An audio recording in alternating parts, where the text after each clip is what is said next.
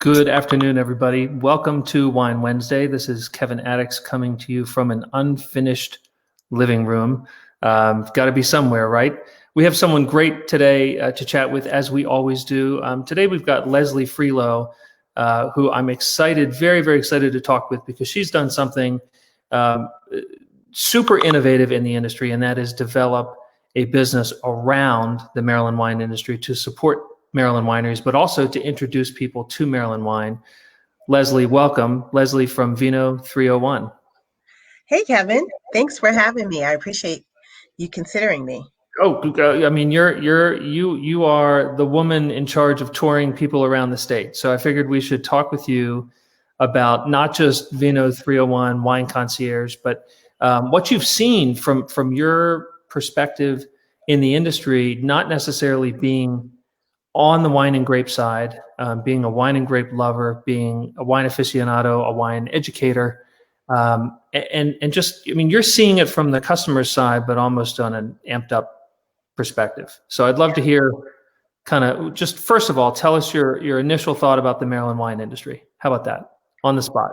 On the spot. Well, I think it's amazing. Is that a good answer? No. That's great. Thanks, everybody. We appreciate you. Yes. No, I really like the Maryland wine industry, and it's so funny because people, every time you say, "Oh, we do Maryland wine tours," and they're like, "Oh, really? I didn't know Maryland had wine," which I still can't believe people still say that, because we started in 2013, and from 2013 to now, it's just the growth has been amazing, and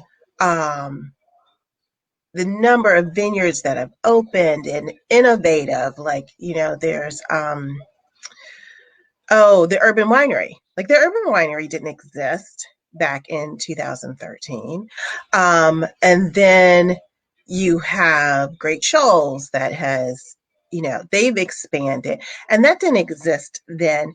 And so when we said we did wine tours back in 2013, I kind of expected that. But so many people go to wineries on the weekend. Like, that is a part of their weekend life, that it really is surprising every time I run into someone now who says, we didn't know that existed. And then when you say how many wineries that are there now, their eyes light up. I'm like, you probably have one in your backyard and you don't even realize it, which probably goes to the credit of what the Maryland Wine Association does to make sure that these places can exist. Get them But open, yeah. yeah, I'm very impressed where we have come, and I like to consider myself, part of the family where we were when I started and where we are now. And it's so funny, if you don't indulge me in this little story. So I was at Crow Vineyard, and I was talking to Judy Crow a while ago, and she said, yeah, when Roy and I first started, we would just sit on the porch and just wait for people to come. And they would, go out to the shore, and every once in a while, they'd maybe have like 3 or 4 people, maybe 10 at the most on a good day. And I was there this weekend, and Judy has a staff. She has a staff now, and people they're there on a regular basis, and there's social distancing, but it's so great to see where people have started and where they are now, and how the community is embracing Maryland wine. And we have customers not just from Maryland, but they come down from New York and New Jersey, or they come up from the Carolinas or Virginia, because Maryland is a central place and it's a meeting point. People went to school in this area, they grew up in this area, they've moved out, but they come back to Maryland as a meeting point. So that's a long story to say, I think Maryland wine is great, and I'm glad to see where it's headed. So you have been, when did you launch Vino 301? 2013. Okay, so from 13, I mean, that's really when we were kind of in our second modern renaissance. We had our first big bump, 2004 to 2007, and then so there were probably 60 wineries when you started. Maybe it was. I don't even think it was that many. Okay. And It was, yeah, it wasn't that many. I mean, it just so you've witnessed the major Yeah. growth of the industry, which is so cool. And the story about Judy and her whole staff, and the place is teeming with people, which is great. And of course, we'll talk in a few minutes about some of the shift in business practices that's occurred during the shutdown. So there's been a whole lot that's happened. But first, for those who don't know about Vino 301, tell us everything they need to know. Oh, sure. So Vino 301, actually, okay, so I'm going to take a moment to hopefully embarrass you, Kevin. So Vino 301 is, you are partially responsible. And I told this story briefly, and I don't know if you remember this, but my background is not in wine. My background is in public policy. I'm a policy wonk. And just like every policy wonk who's going through an early midlife crisis, you want to do something different. And so everybody thinks wine is exciting and romantic, and I was one of those individuals. And so I applied for your internship, the Maryland Wineries Association internship. And I met with you, and I was like, this is, so weird that this old woman is applying for this internship. And you started talking to me about a business idea. And I was like, maybe I applied for the wrong position. Like, he doesn't realize why I'm here. And we talked about a business idea, and I went back and I thought about it, and I was like, well, it wasn't the exact idea that you had talked about, but I'm like, this is a great way to get into the industry, to meet the winemakers, to learn about wine. So I'll just take people to vineyards. So it started off with us taking people to vineyards on the weekends and in my little van. And I remember going to Bordy, and they were like, oh, she's back. Like, they were so surprised that, oh, she's coming back with 4 people. So what we do is essentially we have meetup spots throughout the state, and we pick people up and we take them to 2 or 3 vineyards. Their tasting fees are included. They get the experience of being out at a winery with the safety of not having to drive. Right. And we also offer private wine tours where we can take individual groups and take them to the vineyards also, and we provide a lunch. So that's what we do essentially. Which is awesome. And so if you're calling yourself this old woman, that must make me grandpa. So I'm feeling like, I feel like that was yesterday, by the way. Like I remember sitting in the windows and chatting. What was most impressive to all of us on the team was that you left and then you did it.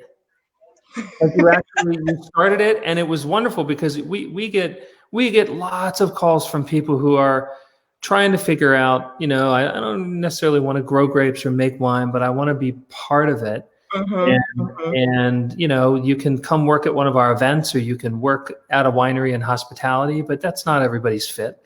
Right. And so we're always trying to encourage, we could use this infrastructure, and that's really what you've created. This additional opportunity for people to learn about Maryland wine.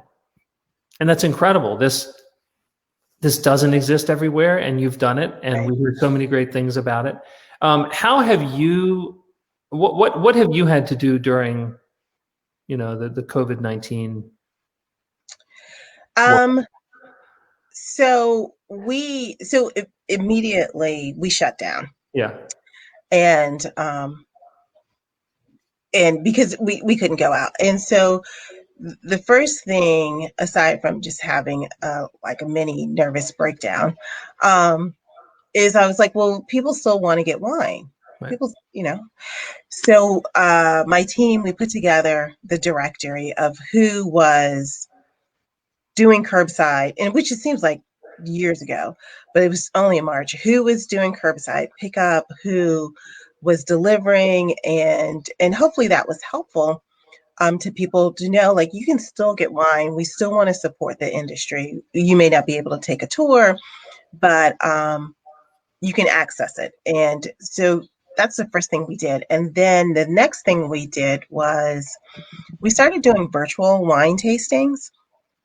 And initially, I thought when somebody suggested that to me, I thought, well, that's crazy because people are just on Zoom calls, like having wine. But I was very surprised how much it took off. And we still do virtual tastings. Like this evening, we're going to be doing a wellness and wine tasting, and we'll have a wellness expert come in and talk about physical wellness. So we started doing that. And what we learned is that people want something structured and they still want to learn about wine. I think wine is a mystery to a lot of people, and it's not, people don't feel comfortable talking about wine because they may say the terms wrong, like they might call it a Cabernet. And so when you provide an environment that's inviting and you can make mistakes, and you know what happens on a Zoom call stays on a Zoom call, then people drink freely. And they may not like all of the wine that we suggest, but it's an opportunity. So there's been a major, I think COVID was an inflection point for a lot of our wineries, forcing them to think differently. And so you kind of went along with that, which is awesome to think that now you're doing virtual tastings. I know you'd love to get people back in the bus. Have you thought about when that's going to happen again? So we started, Okay. we actually started in June. We Good. started back in June, and we have taken as many safety precautions as we could take. One of the things before, we would do tours up to 35 people for private tours or what have you. And now we have a hard stop at 8, and that's pushing it because of the governor's orders, groups of only 6. So what we do, if we have groups of 8, we split them into 2. And we stop at 8. Our vehicle holds up to 12, 15 people. And so we want to make sure that people have a space in between them. And it's a little different when you're riding in a vehicle versus being at a vineyard. You're confined. So we try to limit the time that people are in the vehicle. We try to select vineyards that are close to one another, so that shortens the time. And people do have to wear their mask in the vehicle. And we have what we call like a protective barrier between the staff and the people who are taking the tours, so they can feel comfortable. So we try to, and we disinfect the heck out of everything. So we try to make it as COVID preventive as possible, with still having the fun. We still rock the tunes. We still like sing obnoxious songs that cannot be played on this call right now. Can I just show you that there's a fandom out there? Oh, hey, which is great. Yes. Which is very cool. So yes, this is a, which way? She's a rock star. Right. Yes, I saw it. Yes, you point down. Yes, I'm trying. Yeah, everything's a little bit reversed here. So are you finding that folks are like game on, ready to go, or is there some apprehension? It's both. Yeah. So there's some people who don't realize that we had a pandemic, or we're in a pandemic, and they're calling up and saying, hey, me and my 17 closest friends want to do a tour. And so we have to explain to them what's going on. Then we have people calling up and saying, hey, we want to do a tour, but do you mind if we drive behind the vehicle?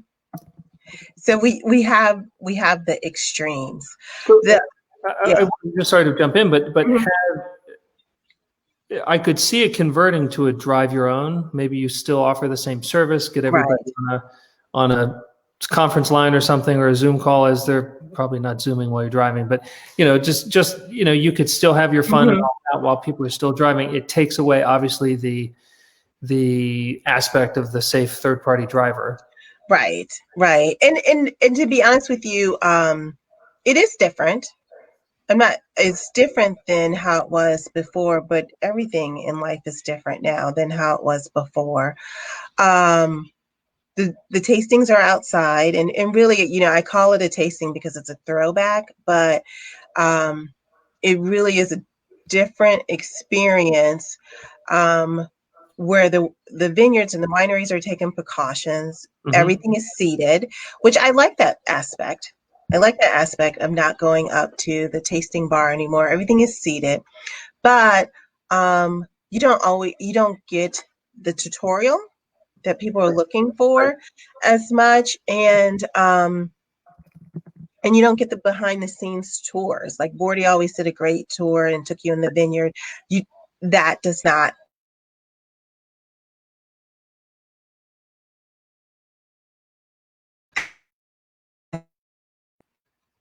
One of the things I always talk about is Robin Hill. They are doing the egg carton. I don't know if you've seen those. Yeah, So tell folks about that, because it's yeah. a So they have chickens anyhow.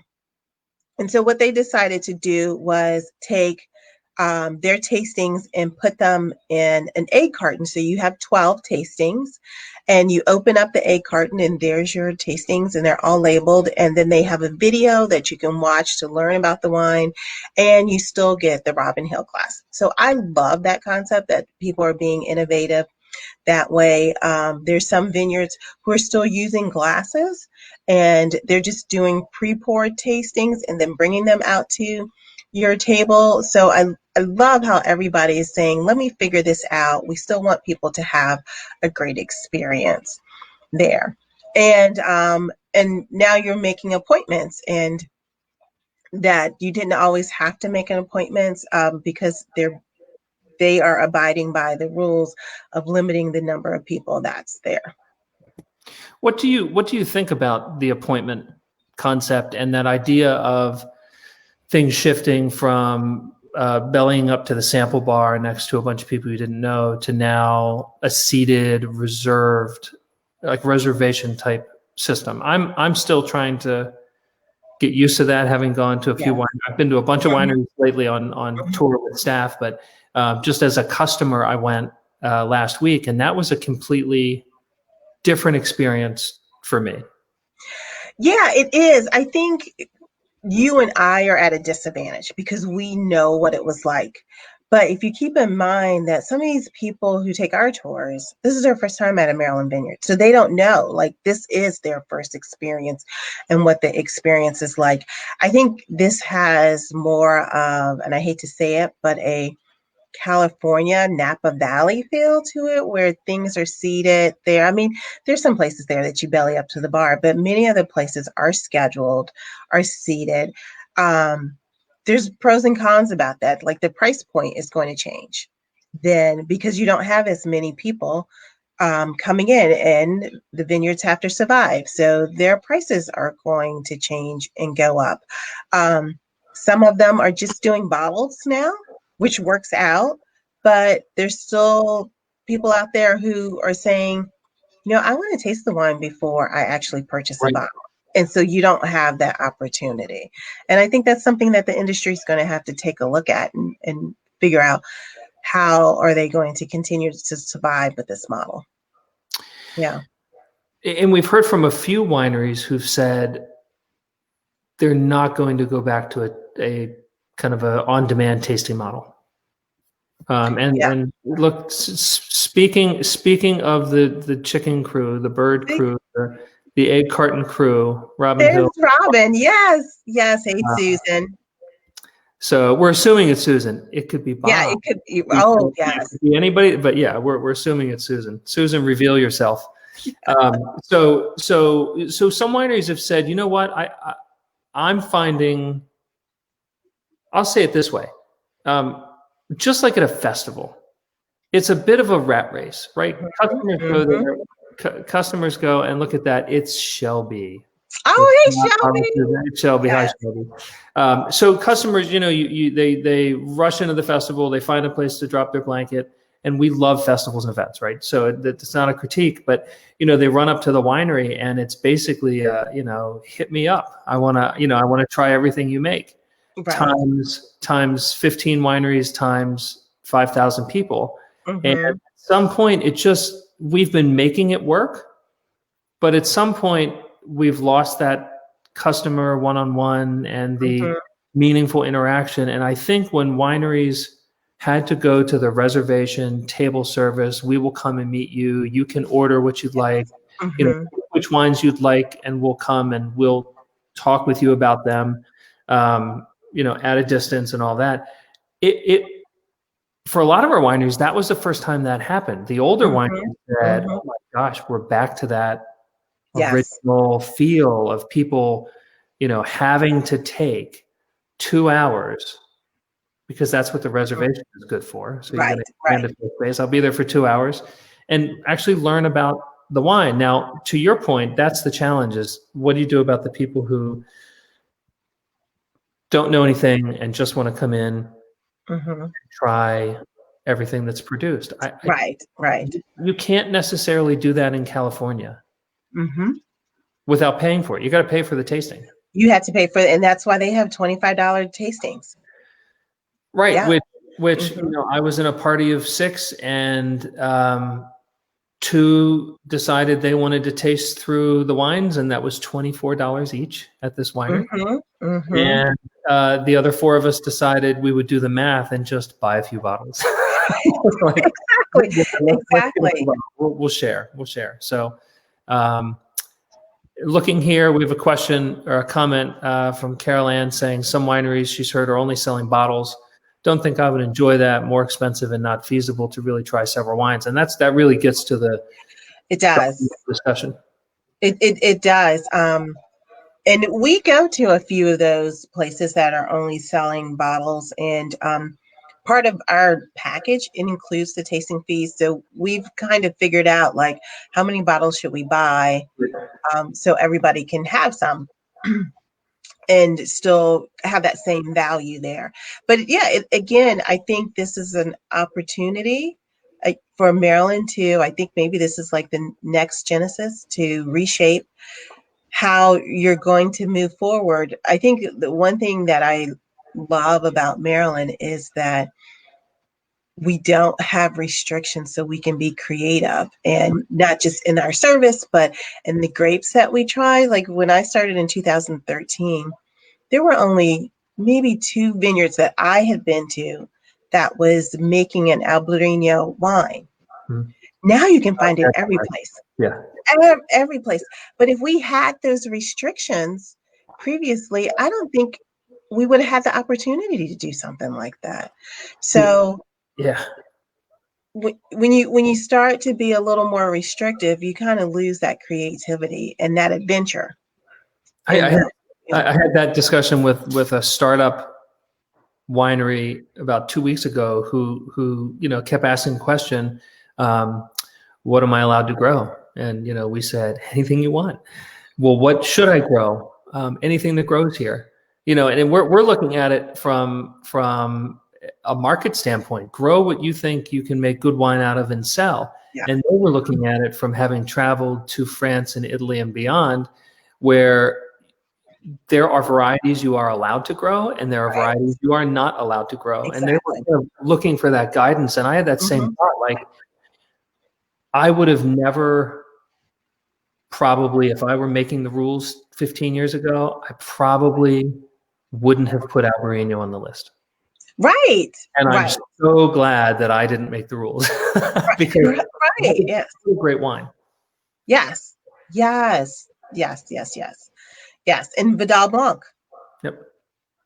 So this would be a good point to talk about this. You and I were part of the kind of a Maryland Wine Explorer thing a little bit ago. I think it was back in June, where we had wine packs for sale, and you can get these wine packs, and we can, we would then taste along. So we're about to launch, and you don't know it yet, but you're going to be involved if you're willing. But we're about to launch a wine club, and it'll be a traditional wine club, and you'll be able to order your wines and have it shipped to you, and it will be a variety of wines. As we were going through figuring this out, we're like, well, what are we going to do? Oh, we'll do red, we'll do a white pack, we'll do, a rosé pack, these kind of things. And then I'm not going to give all of our secrets away, but you mentioned Vidal. It came, we've got these grapes in Maryland that are the historical kind of origination points of Maryland wine. and they are not known as that anymore. So the Right. history is kind of gone. People don't know that Save-All was the Yes. Maryland white wine. Mm-hmm. Vidal was the other, the sweeter version, Mm-hmm. although it's Mm-hmm. dry. Some of the red grapes, Chambourcin, of course, but before Chambourcin, there was Maréchal Foch and Mm-hmm. Chaloy or Chalois, however you want to pronounce it. And there are all these grapes. Chancellor is another one that Yes. Yes. we have the ability to put together, an interesting collection of these wines to better educate folks about what's coming, which I think is just, I think that's incredible. So Yeah. Mm-hmm. you're going to help us pick some of these wines. Oh, sure. Sure. I would love to. I would definitely love to. Yeah. So can I ask a question that I hung through and listened to and was party to a lecture that you and a couple of your colleagues gave at Mm-hmm. the Wine Bloggers Conference, Yes. which it was a perfect transition because bloggers prefer to be online anyway. They didn't hold it in person and it was all Yes. online. It was great. It was a It was perfect great. It was seamless good. transition. Yeah. Mm-hmm. Mm-hmm. But your segment, your talk uh, with Sarita and Tanisha was about diversity and lack thereof in the industry, Mm-hmm. not in who works in the industry, but addressing the customers. Give me like the boilerplate concept about your thoughts on that. Yeah. So I belong to an amazing podcast, and I have to just thank Sarita for pulling us together. It's called the Swirl Suite, and it is beverage centric, and we talk about lifestyle and beverages and what have you. And so the Wine Bloggers Conference asked us to come and speak about diversity, and in light of George Floyd, and then there is a very outspoken wine writer, Julia Coney, who had this really soul shaking talk on Instagram and about just the inequities in wine, um, and what should we do about it. And so our discussion at the Wine Bloggers Conference was really, okay, so we acknowledge that there are inequities in wine as far as hiring, diversity, how African Americans are treated in the tasting room, and what should we do about it? And how should we educate people who, for the most part, are well intended, but do not realize Just that, now. right, that they are being racist. And so that was our discussion, and hopefully people took away not just us being four angry Black women, but everybody has a responsibility in this. And just because of your race or your background or what have you, everybody has an interest in wine and should be treated equally.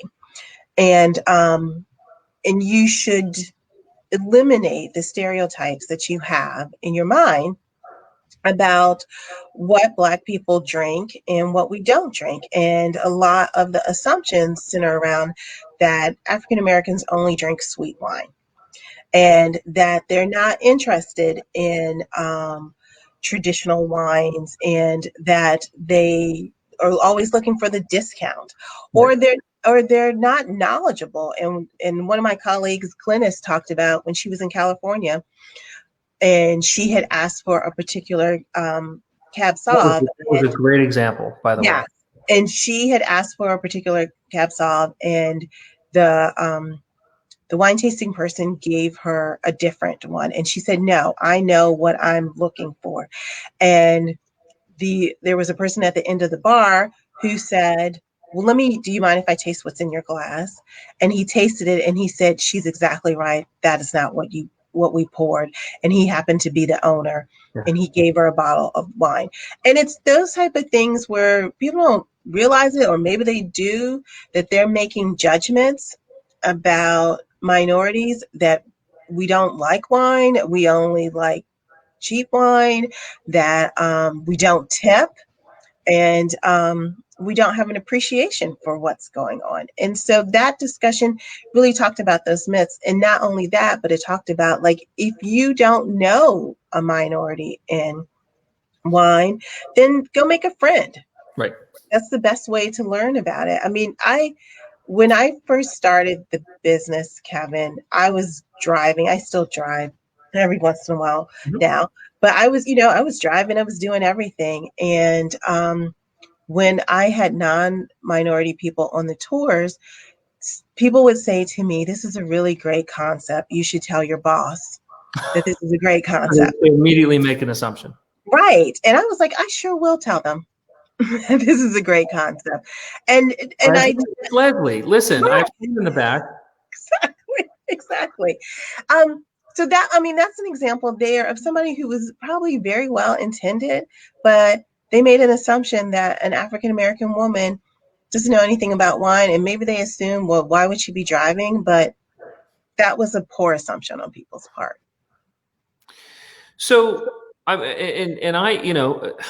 think there is, from well-intentioned people, I think there is an assumption, especially with all of the, hopefully everyone's been having serious conversations the last few months. But during these serious conversations, old white guy, find myself having to work through it because I feel like I'm well-intentioned. And someone has told me, well, you are well-intentioned. You just screw up a lot. Like you just don't understand. You're well-intentioned, but you don't get it. So I'm hoping that that's been happening, and we've tried to talk with industry members about it. If there were one thing or one resource for the industry, I mean, I want to send around. I don't know if the recordings were available or if they let non-participants view the recordings, but it was just an incredible, casual but pointed discussion that you had with your colleagues, and a couple of examples where well-intentioned turned to just screwing it all up. Yeah, and I think the great thing about this is that there's not one resource now. Yeah. Like Wine Enthusiast did this great cover. Then Wine Spectator did another great cover, and what my hopes is that this continues the conversation, so this becomes the norm, and it doesn't become a situation where you're like, oh look, there's 3 Black people. Like it's just part of the landscape. It is just what we do. And we had the Swirl Suite had Melissa from Liganor on. And she was talking about her experience growing up. And she said, and I'm stealing her story, but she said when she was growing up, she wanted to be her dad's secretary because she wanted to work with her dad, but she had no idea that women are winemakers in the wine industry. And so she figured that's the closest that she could get to making wine, being associated with that. And then her grandmother showed her an article of, I think it was from Gallo, how they were in, and there was a woman there, and she was like, oh, I see another woman. And I think that's part of this is what it's about. There's some other issues that we don't need to go into, but I think having that exposure and having opportunity and seeing other people that reflect what is going on will make a difference of how people approach the issue of diversity in wine, because now they see that there's a broader landscape there, and this is not just some panda at the zoo that's the only place you see it. People will be open to it. And it's also okay to make a mistake and say the wrong thing and say, I made a mistake. I said the wrong thing, but this is the well-intention behind it, because change is difficult. It's uncomfortable. But once you get through that, there's so much reward on the other end. So you mentioned Melissa. and how she, yet another rock star in the industry. She's come Yes. back Mm-hmm. and done great things. And that's not to take anything away from Anthony and the crew there. I think bringing her back was great because she shook things up a little bit, which is great. She did. Mm-hmm. But oh my goodness, how we've seen kind of women move from the background to the foreground in the industry over the last few years. Mm-hmm.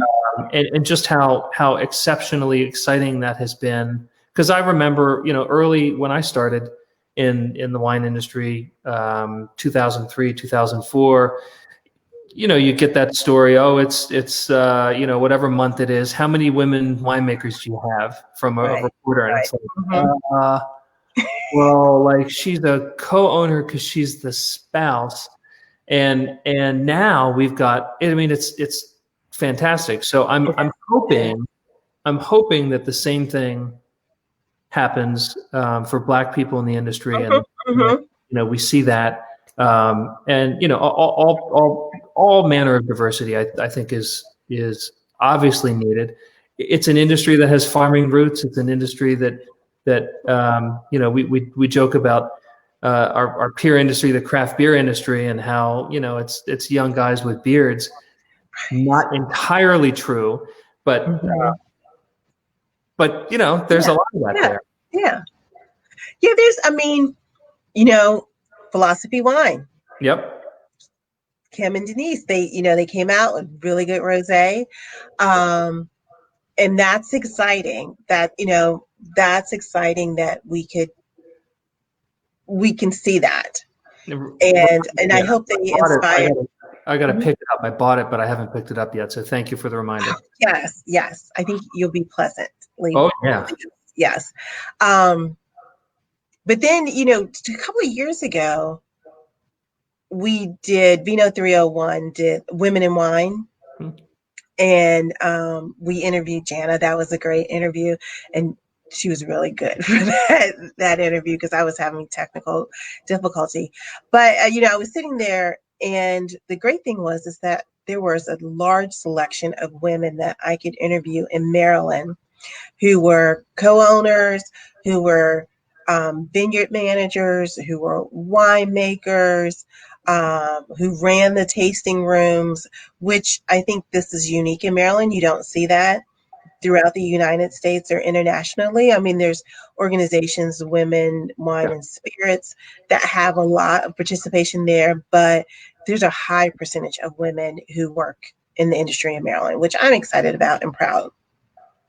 Which is great. And I'm now that you're saying that we may be a higher percentage here, I'm going to do some research on that because I think that's interesting. And I wonder, did that just happen organically, or do you think we had a few strong women? I mean, the president of the organization when I was hired was Carol Wilson from Milk Run, who sadly we lost in December. But she set the tone, and Rose Fiore was the president thereafter. And I think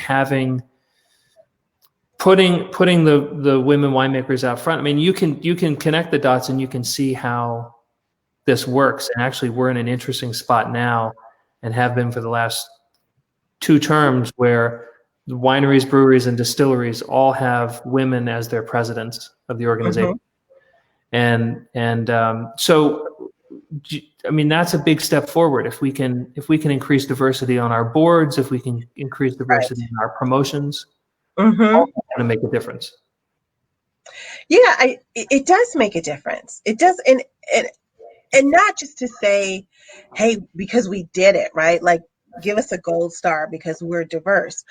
But I think the consumer experiences, it improves and broadens the consumer experience, and it broadens the lives of the people who works there. There's so many benefits that come from having diversity because it provides perspective that if you only have one type of individual, you wouldn't experience that.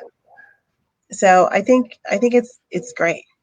I think it's definitely great. You got a shout out from Jana Howley, and then Shelby. Shelby's still hanging out because there's no women like Maryland women. Right. That's true. That's That true. is, that is very true. Yeah, no, that That, that is true. Leslie, let's bring it back to wine. So I'm not going to ask you which wines are your favorites. thank you. You both know that we would be, you would in turn ask me, and we'd both be in trouble. We So would be yeah. right. So let's talk about styles. So do you have styles that are your favorite, or blends or varietals? I do.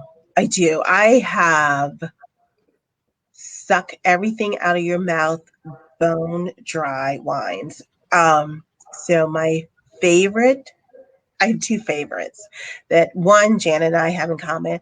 A Petit Verdot, Yeah.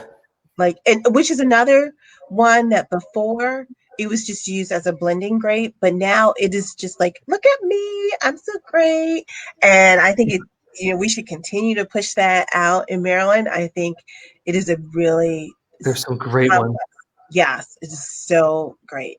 Um, and a Tanat Yeah. is another of my favorite. Now I know one vineyard, maybe two, that grows it in Maryland, and I have not tried it. I've seen it on their tasting menu, which I'm interested because it is a Lodi, California type of grape where you have to have the really hot climate and cool nights. So I'm curious to see how it does well here in Maryland. But those are my two favorite. So you like the super dry tannic. I know there's something wrong. Beds. There's something wrong with me, but it is. No, I think it's great. So do you drink them? Do you drink them? I was going to say, do you drink them straight? Do you drink them without Oh food? yeah, I found the bag. Yeah. I drink them without food. Okay. But I do enjoy it with the meal. But I drink it without food. Mm-hmm. So that's red. Are there parallels on the white side that are your favorites? Yes. So I like a good Torrance. Okay. And of course I like a good Albarino. That's one of my favorites. I'm starting to have a greater appreciation for Sauvignon Blanc. Okay. My Swirl Suite sisters would be laughing at me right now because are they pulling you towards Sauvignon Blanc? They have exposed me to some good stuff because I have, quite honestly, I'm like, I'm not a cow. I don't want to eat grass. I don't like that. But there's some, and I apologize to all of the Sauvignon Blanc growers out there, but it was not a particular favorite. They're uniting in opposition. No, they're not. They are. And then I love a rosé. Yeah. And I know that's not a varietal, but I'm just in love with rosé. Yeah. So how do you like your rosé? Do you like your rosé light and delicate and hardly a pink hue, or do you like a big brassy bold rosé? I like it in the middle. Okay. I like the traditional red fruit, cherries, currant. I love the high acid at the end. Like I love that pucker at the end of a rosé. And if you make it a sparkling, I'm in love with it. It's over. Yeah. Yeah. Sparkling is it for me right now. That's the any variety, any blend, any color, any sweetness. Yes. I'll take sparkling right now. I will take it. Yes. Yeah. I will take that. Mm-hmm. I will definitely take that. I have to say, like the popular Maryland grapes, give me a Cab Franc. Which is another grape that was just so, it supported Cabernet Sauvignon so much, and now it's standing out as its own. And I like a Saval. I think I really do. I don't see it as much as I used to, which is interesting. Yeah, I think as new varieties came on, it kind of fell off. And the other thing that folks like Mike Fiore has always known, and Port of Leonardtown really, really illustrated, I don't know, 7-8 years ago when they first came out with their Chamberson Reserve, if you treat Chambourcin like it's a Bordeaux variety, if you treat it with the Yes. respect it deserves, Mm-hmm. and the same thing goes with Saval, you get an Yes. amazing wine. But if you You do. treat it like a hybrid grape that, you know, ripens early and, you know, it just, it rewards you if you treat it the right way, which, and Right. Cardinal, I mean, there's all these hybrids that Mm-hmm. I think early on in the renaissance of the industry, people were like, don't try those because, you know, people want this and that. Right. Right. They're making some of the best wines. And also, um, new wineries are planting them now. They're like, oh, we Yes. definitely want Chardonnay. I just had Yes. a great Chardonnay at Red Heifer the other day. Oh, did you? Yeah, Did you? really Okay. good. I have not tried theirs. There's the they're not new anymore because new is so relative term now in Maryland because Oh yeah. you've been around for like 6 months and you're not new anymore because somebody else is newer. But down in St. Mary's, they have a Chardonnay. Is it Zella or Not Generation?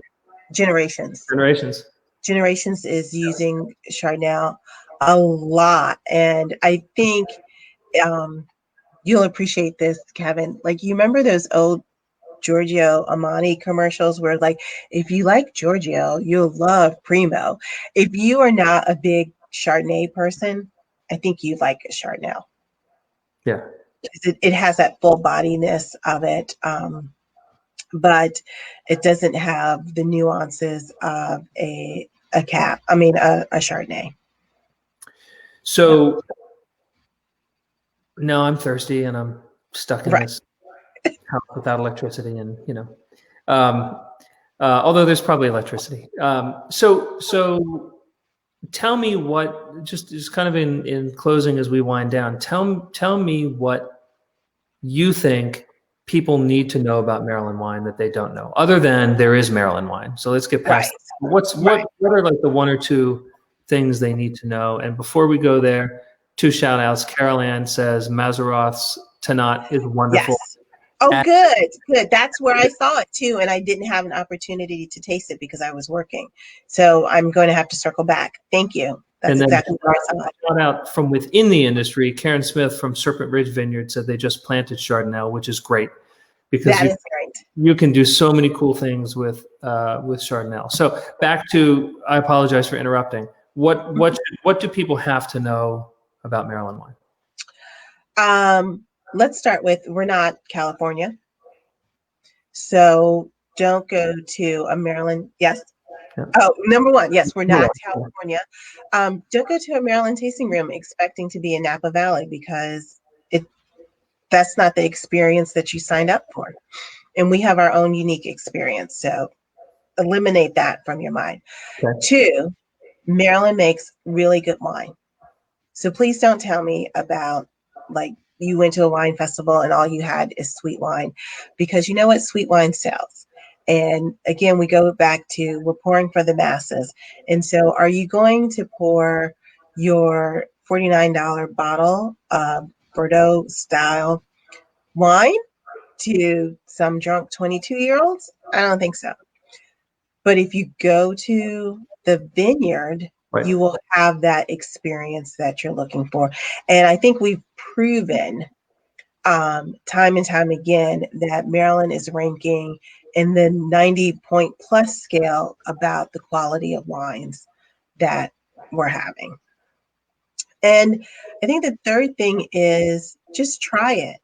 Like, I am so sick and tired of people who tell me, oh, they went to they go to Virginia, what have you. And I'm like, I know you've had some crappy wine in Virginia because I have too. Yeah. So I've had crappy wine in Italy. I've crappy wine in Napa. Exactly. So, you know what? But it didn't stop you from going back. So don't let one bad experience stop you. And I have to say that the people in the wine industry are so warm and welcoming and embrace you. And you'll have that feeling like you're just going to, your mom's kitchen or what have you, that they are happy that you are there. So if you have one bad experience, don't let that stop you from going back. Yeah, and if you have one bad experience, feel free to let us know, because Right. we often talk with members and say, hey, you might want to think about this. And I think that that's all part of the Mhm. concept of improving every aspect of the industry. And like I said, with COVID, as bad as it is, there are some good things that are coming from it related to how we deal with tasting wine and pouring wine and all that. So it's all too soon to tell. But listen, I want to thank you very much for being so supportive of the industry uh, from the inside, because you're in the industry, but just you're in this unique role where not only are you doing things to introduce people to the industry, but you're providing an incredible service to the industry. So thank you for that. From the industry, thank you, and from wine consumers, thank you. And let's load up some buses 6 feet apart. Exactly. Exactly. Exactly. So how do people find you? So you can find us at vino301.com, and we are on Instagram and under Vino301, and we're on Facebook under our full name, Vino301 Wine Concierge, and also on Twitter. Well, I urge people to track down Leslie and Vino 301 and get on the wine trail. And Leslie, will be in touch about our wine club soon, because we got some wines to try.